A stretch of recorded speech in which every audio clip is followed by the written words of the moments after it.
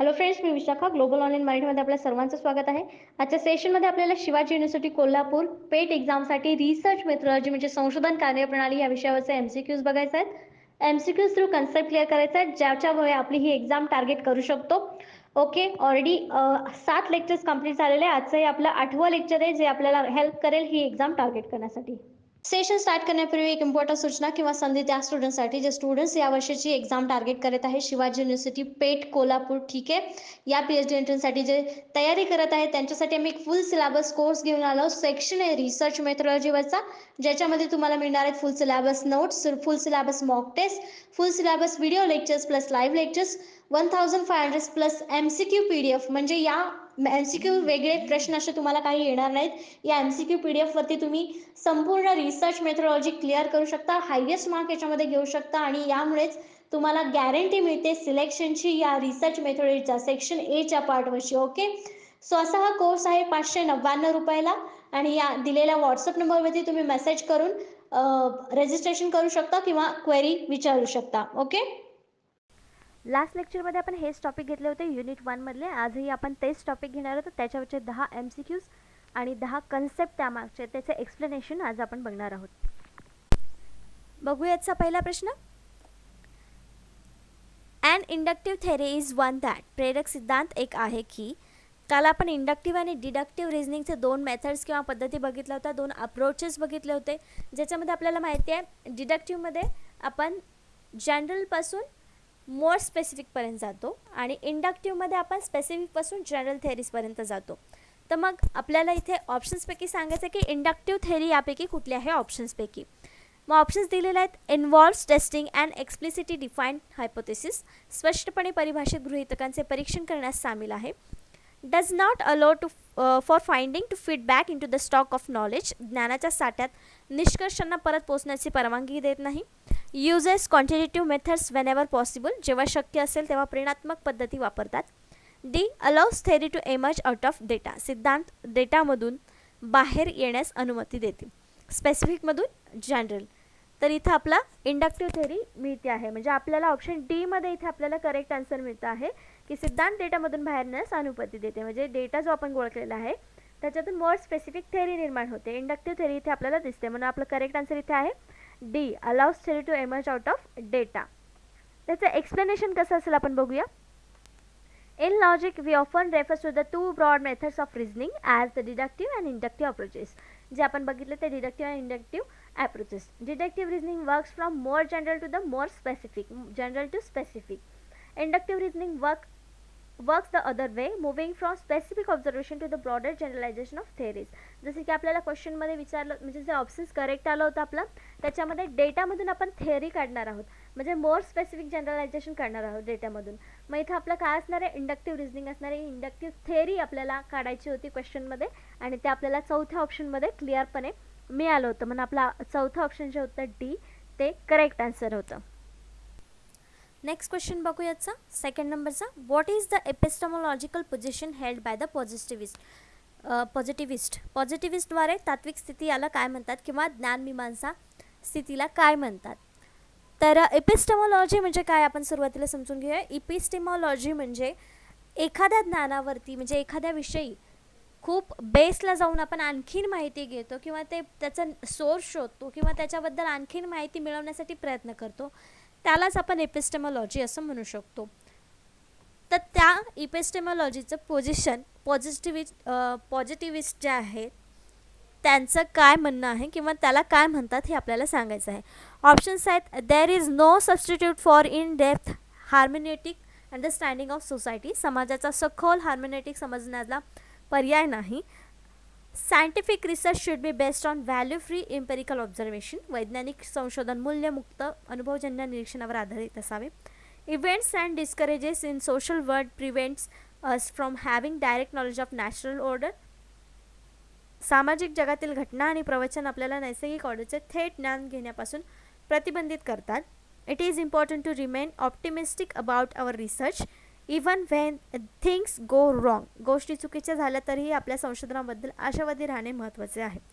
तर यापैकी कुठली गोष्ट आपल्याला जास्त पॉझिटिव्ह वाटते आहे, तर तेच आपल्या पॉझिटिव्हिस्टचं म्हणणं आहे किंवा त्यांचं पोझिशन जी आहे तीच आहे. तर यामधलं बी ऑप्शन जे आहे ते आहे scientific research should be based on value free empirical observation, म्हणजे मूल्यमुक्त असावा आणि अनुभवजन्य निरीक्षणावर आधारित असावं.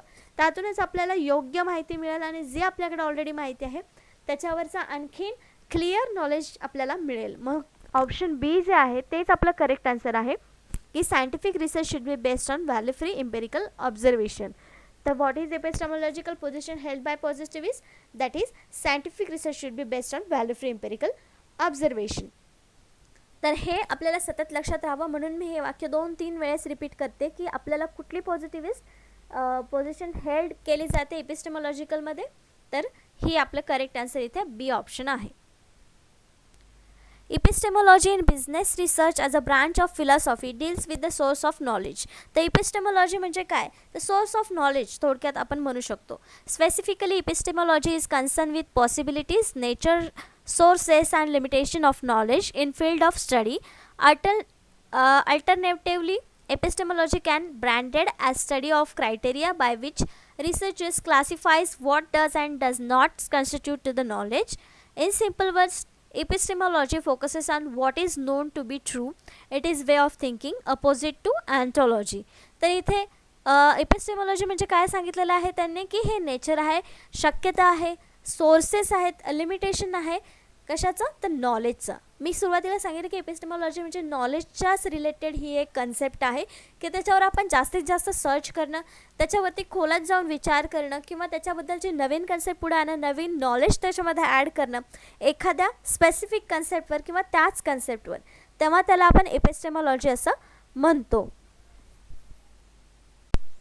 नेक्स्ट क्वेश्चन बघतो आपण 3rd नंबरचा.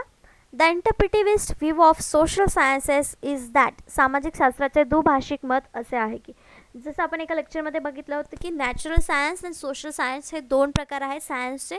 तर त्याच्यामध्ये सोशल सायन्स म्हणजे सामाजिक शास्त्राचं दुभाषिक मत काय आहे ते आपल्याला ऑप्शन्सपैकी निवडायचं आहे, ऑप्शन्समधून सांगायचं आहे. तर आपल्या ऑप्शन्स आहेत A, their subject matter is fundamentally different to that of the natural science. त्यांचे विषय मूलभूत विज्ञानापेक्षा भिन्न आहेत. We should aim to achieve the interpretive understanding of social action. सामाजिक क्रियेचे व्याख्यात्मक आकलन साध्य करण्याचे आपले लक्ष आहे. It is important to study the way people make sense of their everyday worlds. लोक आपल्या दैनंदिन जगाविषयी ज्या पद्धतीने अर्थ काढतात त्याचा अभ्यास करणे महत्त्वाचं आहे. तर यापैकी कुठला ऑप्शन आपल्याला, आणि चौथा आहे ऑल ऑफ द अबोव वरील सर्व. तर सामाजिक शास्त्रामधलं कुठली गोष्ट याच्यामध्ये आपल्याला सगळ्यात जास्त महत्त्वाची वाटते आहे? तर यामध्ये सगळ्याच गोष्टी ज्या आहेत त्या महत्त्वाच्या आहेत सामाजिक शास्त्रामध्ये. तर यामध्ये दुभाषिक मत आहे असं म्हटलं जातं किंवा ह्या ज्या गोष्टी आहेत तिन्ही गोष्टी या सोशल सायन्ससाठी आवश्यक आहेत. मग आपलं करेक्ट आन्सर इथलं कुठलं असणार आहे? D, all of the above वरील सर्व ज्या गोष्टी आहेत त्याच्यामध्ये दुभाषिक मत आहे सामाजिक शास्त्राविषयी. तर त्या क्वेश्चनचं आपण एक्सप्लेनेशन समजून घेऊया की डी का आलं किंवा त्याचे तिन्ही पॉईंट आपल्याला बरोबर का आहेत, दुभाषिक का आहेत. All of this answer reveals something about the interpretive view of social science. तर दुभाषिक मत जे आहे त्याच्याबद्दल काहीतरी ते सगळेच ऑप्शन्स आपल्याला सांगत आहेत. प्रत्येकजण प्रत्येक स्टेटमेंट त्याच्यातलं आपल्याला सोशल सायन्स म्हणजे सामाजिक शास्त्राच्या दुभाषिक मताबद्दल सांगत आहे.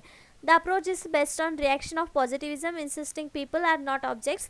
तर लोक जे आहेत सोशल सायन्समध्ये लोकांचा अभ्यास केला जातो, तर ते लोक जे आहेत ते वस्तू नाही आहेत किंवा त्यांचा वापर नॅचरल सायन्सच्या मेथोडॉलॉजी पद्धती वापरून केला जाऊ शकत नाही. त्यांच्यासाठी ते वेगळीच पद्धती वापरली जाते सोशल सायन्समध्ये त्यांचा अभ्यास करण्यासाठी. Most social phenomena are produce through human interaction. म्हणजे नवीन वस्तू किंवा नॉलेज जे आहे सोशल सायन्समधलं ते त्यांच्याशी इंटरॅक्शन करून किंवा त्यांच्याशी बोलून मगच काढलं जातं. तर हे आपल्याला या क्वेश्चनमध्ये किंवा या ऑप्शन्समध्ये दिसतं आहे की हे तिन्ही जे ऑप्शन्स आहेत ते करेक्ट आहेत. त्याच्यामध्ये दोन्हीमध्ये दुभाषिक मत आपल्याला दिसतं आहे. म्हणून करेक्ट ऑप्शन आपल्याला आलं होतं D, all of the above. Next question आहे 4th नंबरचा. The qualitative research strategy places a value on. गुणात्मक संशोधन धोरण यावर मूल्य ठेवते, म्हणजे यावरून मूल्य त्याचं निर्धारण करते क्वालिटेटिव्ह रिसर्चचं. कशावरून? आपल्या ऑप्शन्स आहेत using numbers, measurements and statistical techniques. संख्या, मोजमाप आणि संख्याशास्त्रीय तंत्रे वापरणे. Generating theories through inductive research about social meaning. सामाजिक अर्थांबद्दल प्रेरक संशोधनाद्वारे सिद्धांत निर्माण करणे, conducting research that is very high quality, अत्यंत उच्च गुणवत्तेचे संशोधन करत आहे, आणि D all of the above वरील सर्व. तर क्वांटिटेटिव्ह रिसर्चची स्ट्रॅटेजी आहे ते म्हणजे मूल्य गुण जे म्हणतात आपण ते या रिसर्चचे कशावरून कळतात. तर आपला ऑप्शन्स इथं दिलेले आहेत आणि त्याचं करेक्ट आन्सर आहे B, generating theories to inductive research about social meaning. का बी आन्सर आलं, कारण क्वांटिटेटिव्हमध्ये जे नंबर्स येतात ते क्वांटिटेटिव्हमध्ये येतात, क्वालिटेटिव्हमध्ये नाही, म्हणून आपला ऑप्शन ए कट झालं.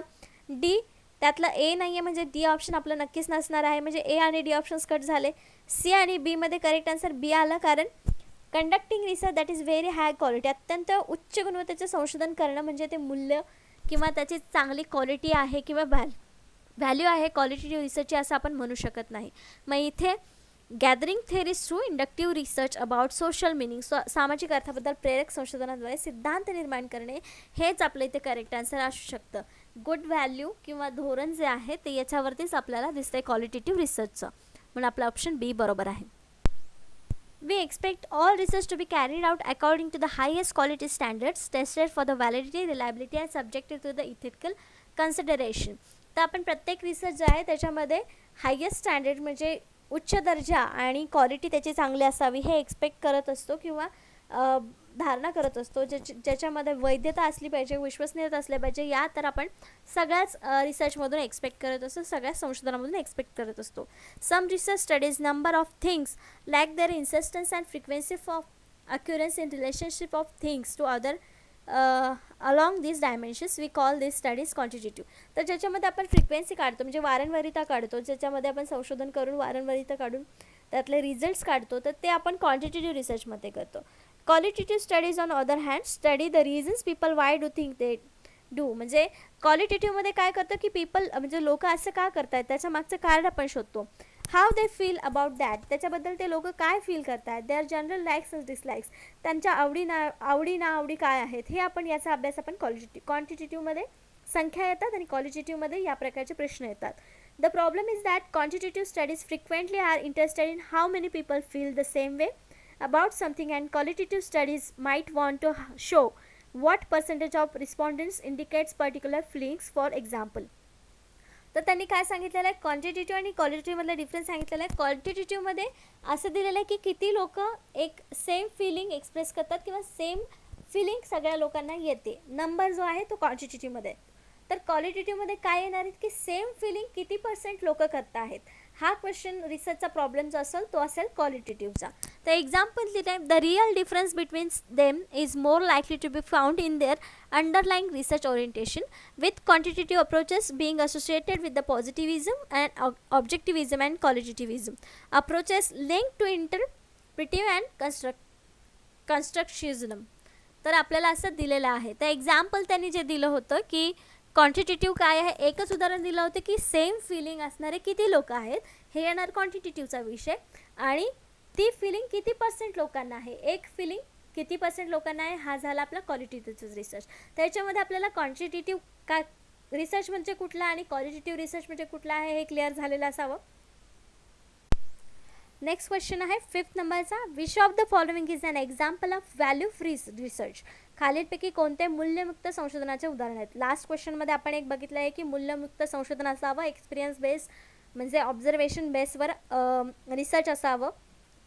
तर तेच व्हॅल्यू फ्री रिसर्चचं उदाहरण कोणतं आहे ते आपल्याला सांगायचं आहे. ऑप्शन्स दिलेले आहेत, कॉन्शियस पार्शलिटी, जाणीव पक्षपात, सिम्पथी फॉर द अंडरडॉगसाठी सहानुभूती, अनस्ट्रक्चर्ड इंटरव्ह्यूइंग, रचना नसलेली मुलाखत. व्हॅल्यू फ्री रिसर्च काय असेल यातलं उदाहरण द्यायचं आहे.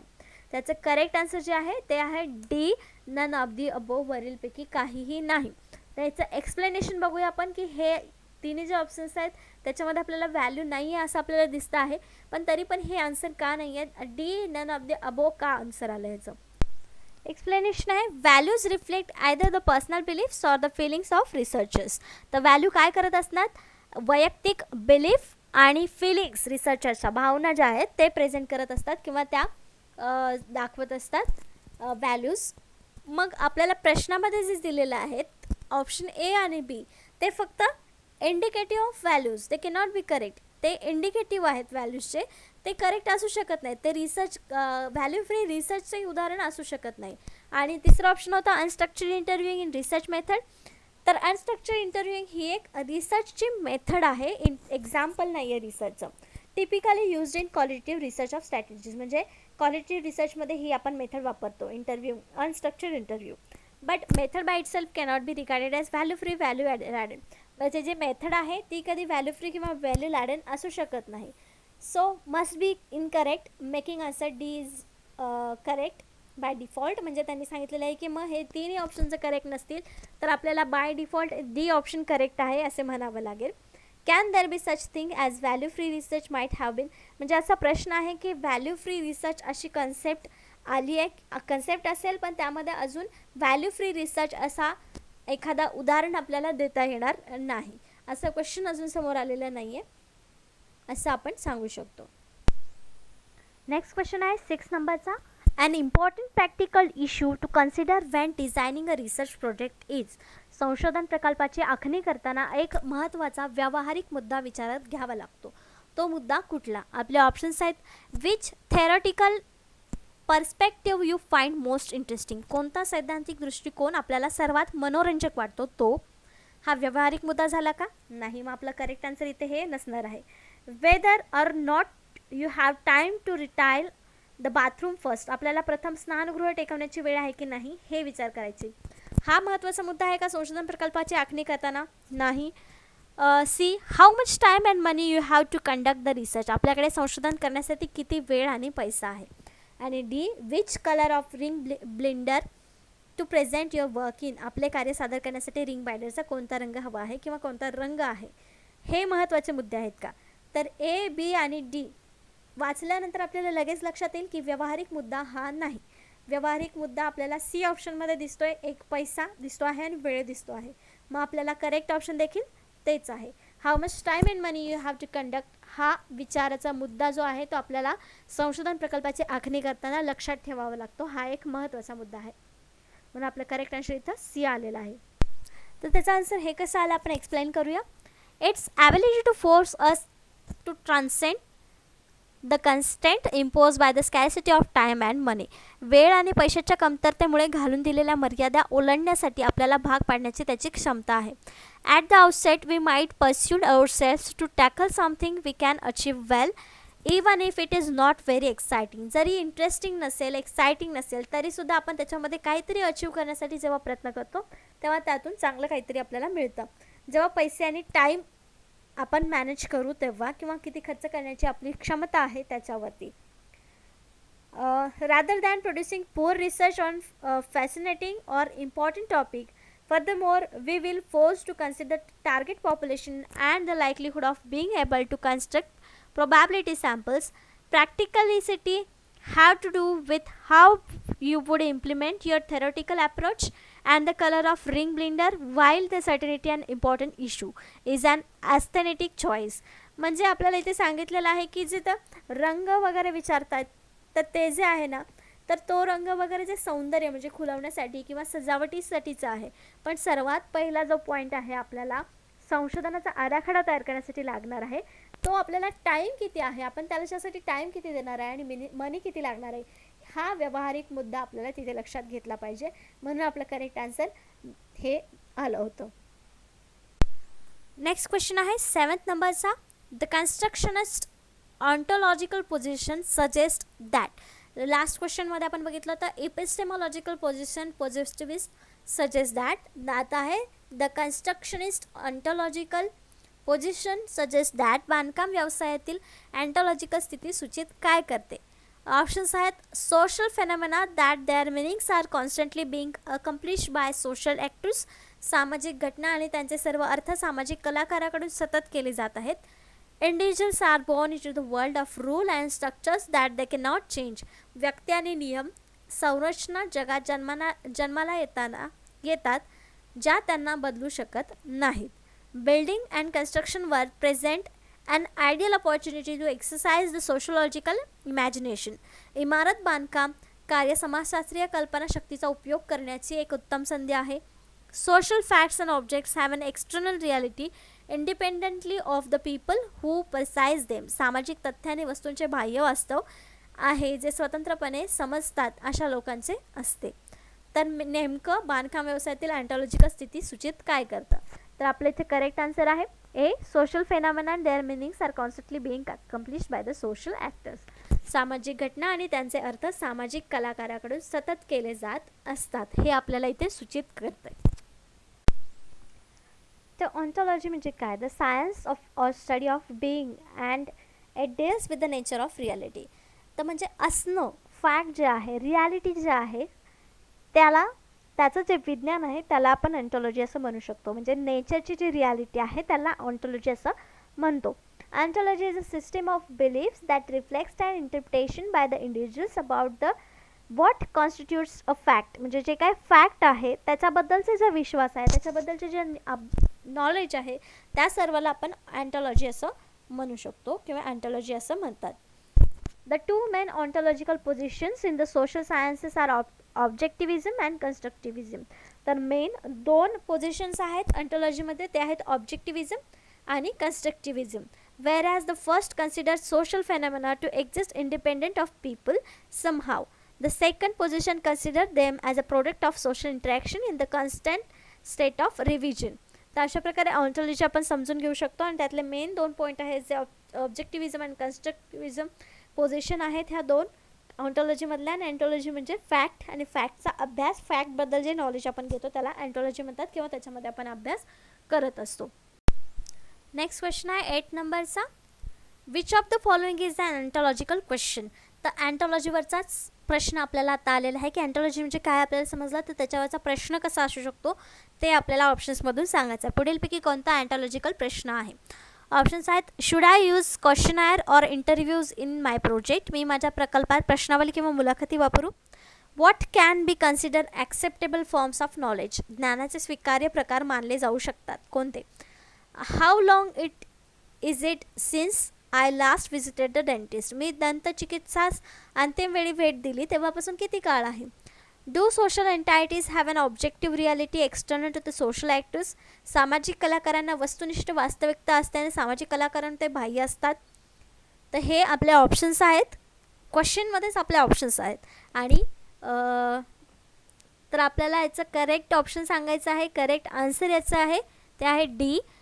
कारण त्याच्यामध्ये आपल्याला आपण बघितलं की ऑन्टॉलॉजी म्हणजे काय, फॅक्ट, आणि फॅक्टवरती रियालिटी आपल्याला प्रश्न विचारलेले असतात. मग याच्यावरती आपल्याला काय विचारलेलं आहे? Reality.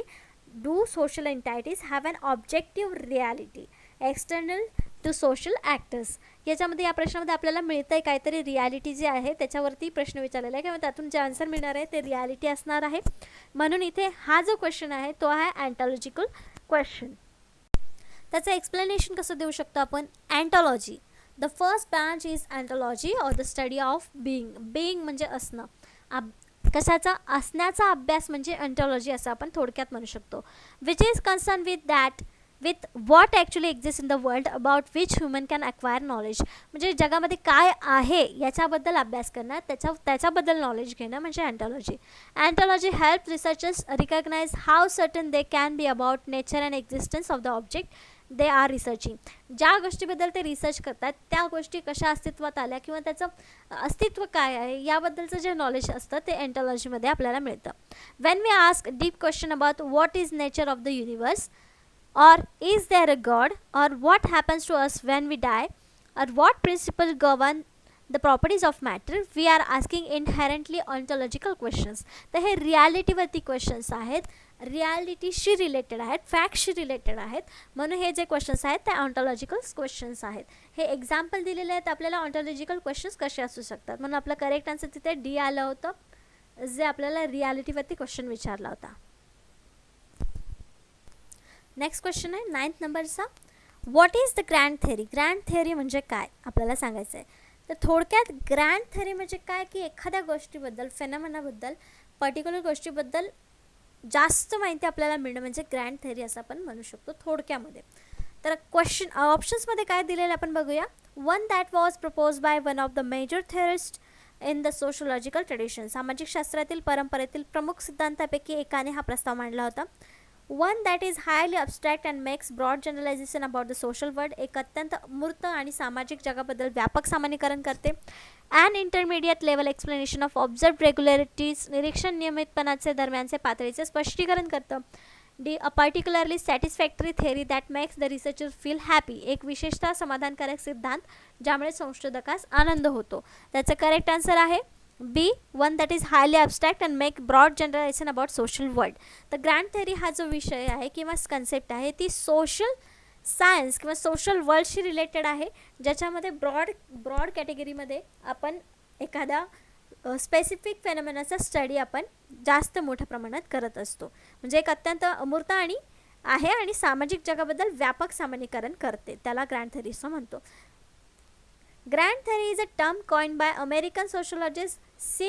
Wright Mills in the sociological imagination to refer the form of highly abstract theorizing in which formal organization and arrangement of concept takes priority over understanding the social reality. Social reality जी काही आहे ते समजून घेण्यासाठी ही concept आपण ते वापरतो आहोत, ज्याला बोलतो आपण grand theory. In his view, grand theory is more or less separate from concrete concerns of everyday life and its variety in time and space.